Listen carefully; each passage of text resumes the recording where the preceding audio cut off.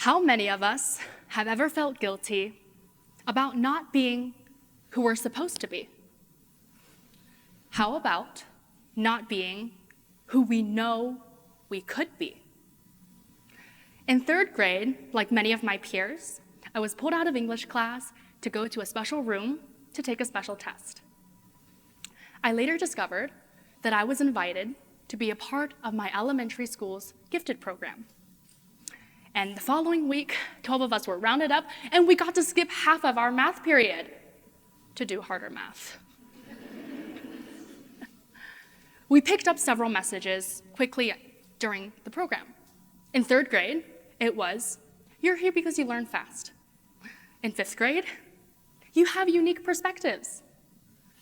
Sixth grade, "You're leaders." And seventh grade, "You're passionate, driven individuals who will go on to achieve great things." I opted out after that, but even for those who left, one notion remained ingrained: you're better. For many identified as gifted from a young age, the label slowly integrated into our identities.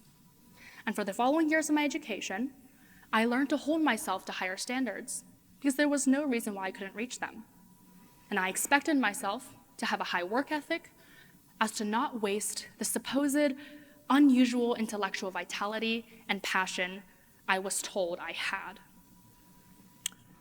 This time also coincided with the looming stress of college applications.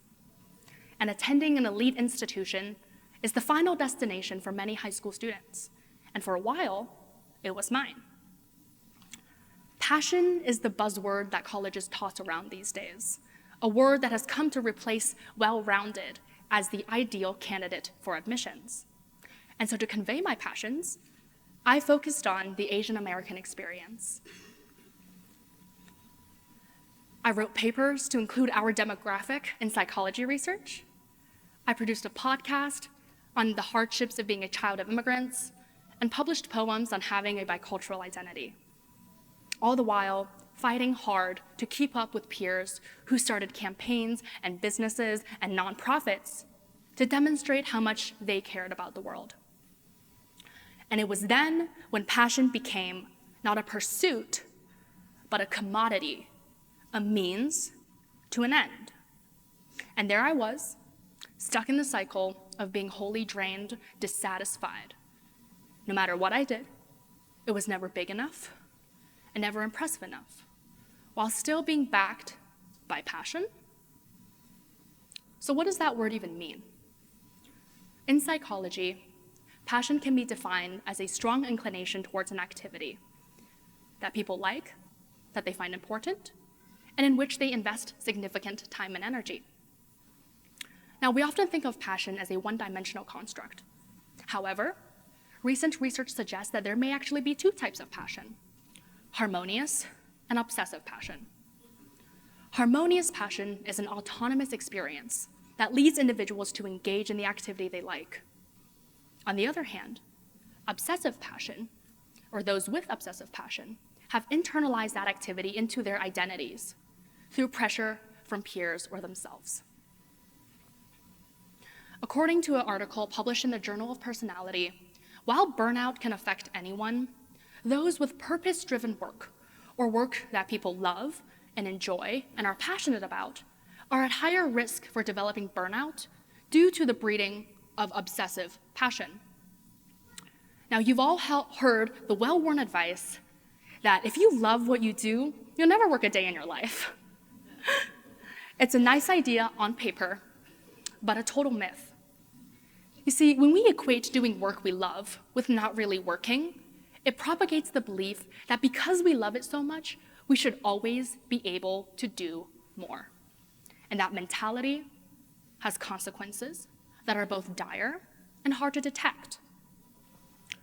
A phrase popularized by social media is key to understanding the following years of my life: gifted kid burnout. Gifted kid burnout occurs when a child previously labeled as gifted begins to underachieve and grow exhausted due to the long-term stress and expectations of just how much achievement is attainable. And as my mental health deteriorated, so did my productivity.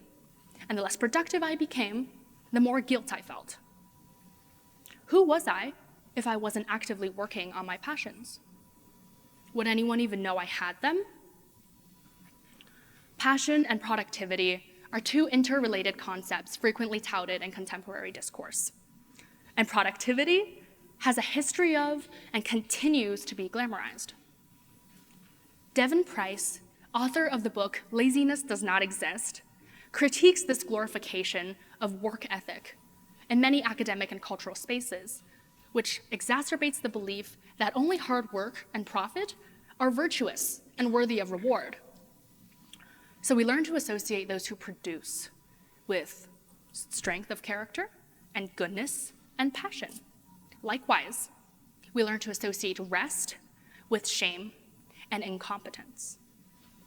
Particularly in the college admission sphere, students are taught that our hobbies should be done to produce a profit, to better our profile as applicants.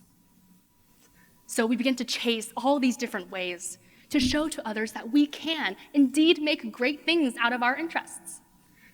But why must one be great to be worthy?